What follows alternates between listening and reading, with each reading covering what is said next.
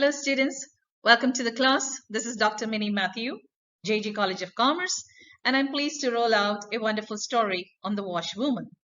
I invite all of you to read, ponder, and of course take down notes that might interest you. You're most welcome to interact with me on my email ID, minnie.matthew@gmail.com. Storytelling always had an important place in Isaac Bashevis Singer's life. He grew up in the city of Warsaw in what is now known as Poland. Singer's father was a rabbi, a teacher of the Jewish faith and law. Advice seekers streamed through the family home, telling their stories as the fascinated young singer listened and observed. He was awarded the Nobel Prize in Literature in 1978. He was a leading figure in the Yiddish literary movement, writing and publishing only in Yiddish. The Washwoman is considered a real find by Mother. Now, when I say mother, what do we mean? The author's mother, because she does exceptional work and requests nothing in return. The Washwoman had in her a certain pride and love of labor, meaning that she worked hard at her job because she loved her job. Okay, I want to reread these lines again. The Washwoman had in her a pride and love of labor.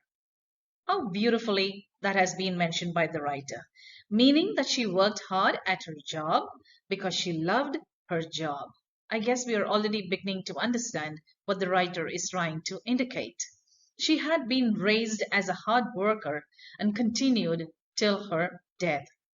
While the Washwoman could have begged at the church door or entered a home for the penniless and the aged, she chose to put in all her efforts into her work, though it was not easy in those days. Okay, so there are people who choose to beg, but because this washwoman had a kind of dignity in her, she chose to work till the last breath. The washwoman and her son have a poor relationship. A rich son is ashamed of his mother and never came to see her. He feels her work is embarrassing.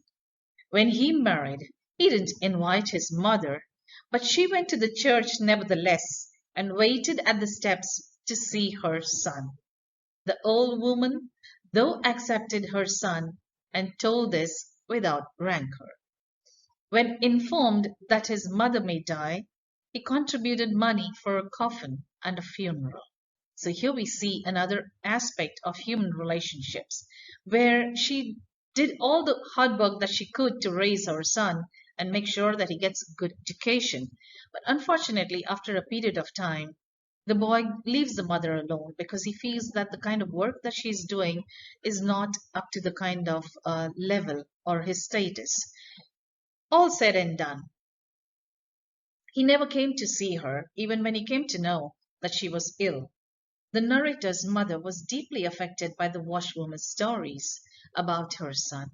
She was afraid that her relationship with her children would suffer the same fate, and often dropped dark hints to the effect that she was not certain of her own children. Who knows what they would do someday? I guess this is a common predicament all women, particularly those who are mothers, face, that they always wonder what would the children be like once they grow up and once they are independent and once they have flown off the nest. How would they be? There is a kind of, there are so many stories that are shared by different people, different friends, and so on and so forth. And then one wonders that would that happen too? As the narrator's mother also thinks the same way. Would that happen to her also? Would her children also abandon her? There is that fear of abandonment. But to return to the washwoman, that particular winter was a harsh one. On one such day, the washwoman, now nearly 80 years old, came to the narrator's house. A good deal of laundry had accumulated during the past weeks. The narrator's mother gave her a pot of tea to warm herself, as well as some bread. The old woman sat on a kitchen chair, trembling and shaking, and warmed her hands against the teapot. Now, when you look at the image that is shared over here with you, I'm sure all of us can relate to this. Not because we are old, not because you are trembling or weak, but sometimes when it is very cold, we have a similar gesture. You want to hold on to your teacup or your coffee or your green tea or whatever you're having, so as to keep yourself warm. The old woman is also doing the same thing, but she's ruminating. Okay, what do we mean by the word ruminating? Meaning to ponder or think deeply. Her fingers were gnawed from work and perhaps from arthritis too. The narrator's mother counted and wrote down the list of clothes. The bundle was big, bigger than usual. When the woman placed it on her shoulders, it covered her completely. It was fearful to watch the old woman staggering out with the enormous pack, out into the frost where the snow was dry as salt. There you can see the image of the hands. Perhaps this is exactly how the old woman's hands look like. She may be affected by arthritis, maybe, there's the old age itself doesn't allow you to work. More than that, it's a bitter winter. Even then, her indomitable spirit refused to give in. She came and collected the clothes, and although she was trembling with the weight of the clothes, she still managed to take the clothes and do the laundry. Would the old woman ever reach Wola? That's the place where she lived.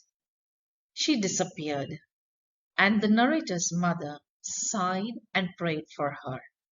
Usually the woman brought back the wash after 2 or at the most 3 weeks. But 3 weeks passed, then 4 and 5, and nothing was heard of the old woman. So now you can imagine what it must be. Like, what are the thoughts that anybody would think that perhaps she may have died and you have lost all the clothes that you kind of gave the woman because you probably do not even know where she lived. When the washwoman returns, the narrator noticed a decline in her appearance. She was even thinner now, more bent. Her face was gaunt, and she could not utter a clear word, but utter something with sunken mouth and pale lips. She told the family that she had been very ill. The washwoman eventually returned, shows her integrity and her desire to complete her tasks. She says, I could not rest easy in my bed because of the wash. The wash would not let me die. She also says that she doesn't want to be a burden on anyone. Okay, so just when the family was ready to give up on the old woman, just when they decided that perhaps the old woman has actually died, she appears from nowhere all of a sudden. But then when she appeared, she was a sight to see. It was difficult to figure out how she looked like because she had become extremely thin, extremely lean, and of course, very, very pale and bent. Anyway, she came back and she told the family that she was very ill. And she also said that more than being ill or even she knew that perhaps she would die, she said she wanted to cling on to that last bit of life simply because she had to return the clothes that she had taken. And so here she was. Her strong work ethic is evident in her completion of her duty, even with failing health. So there you can see the picture of this old lady. See, I mean, that big is the burden on her head. But even then, if you look closely at the picture, you can see the kind of dignity on her face. And I'm sure all of you are tempted to feel fascinated.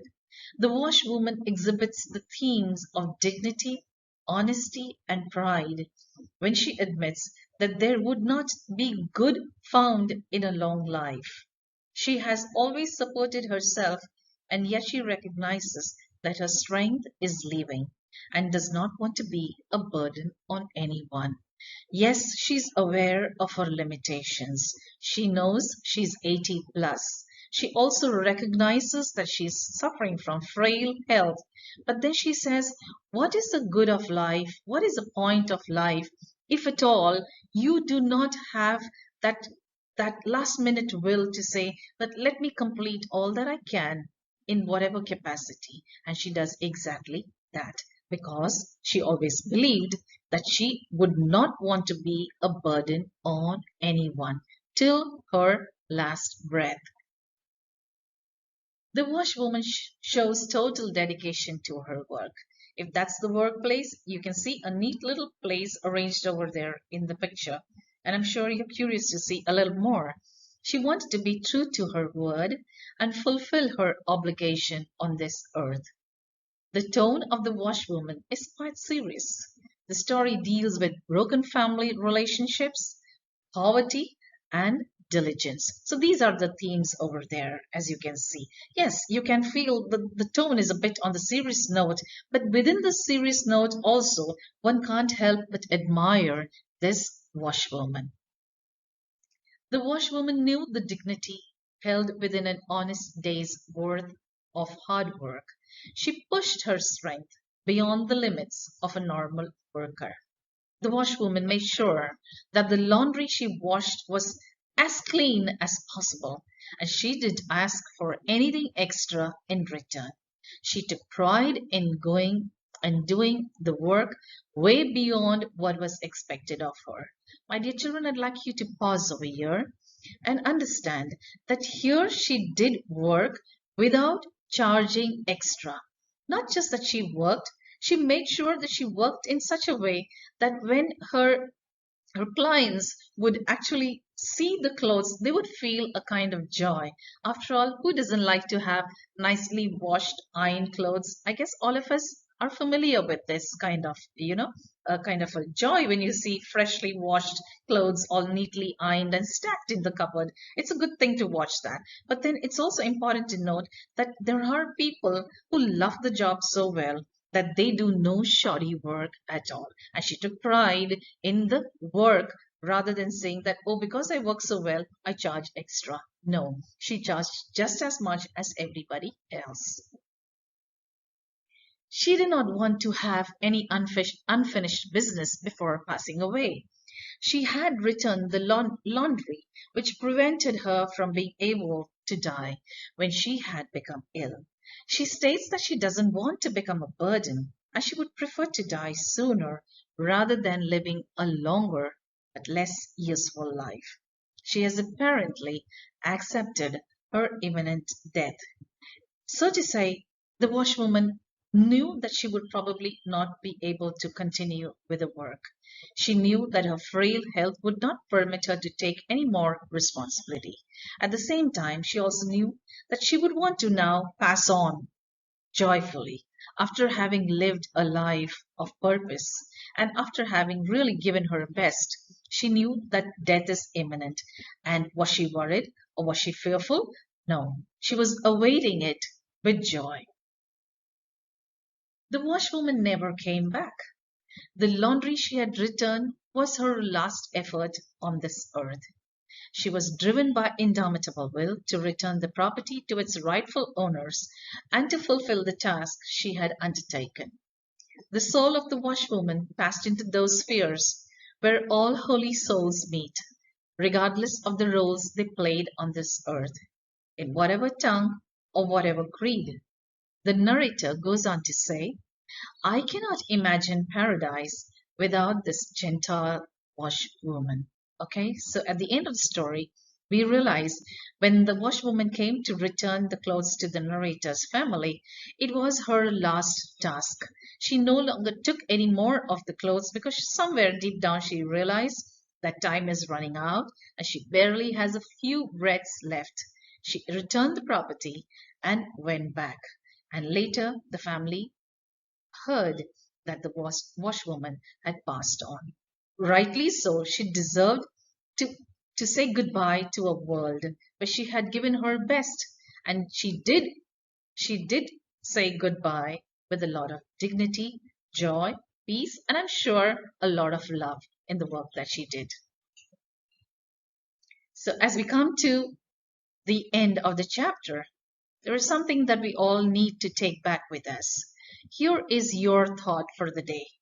So what matters is that we act with sincerity, respect, honesty.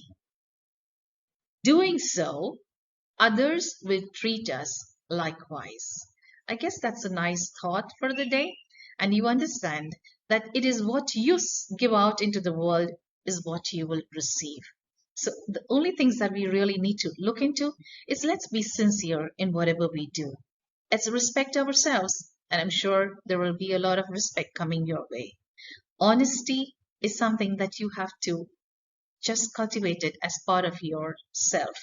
And when you do that, you will realize that there's a whole world of people who will respect you for what you are. So, as we come to the last part of it, I ask you all to take good care of yourselves and do stay safe. Thank you.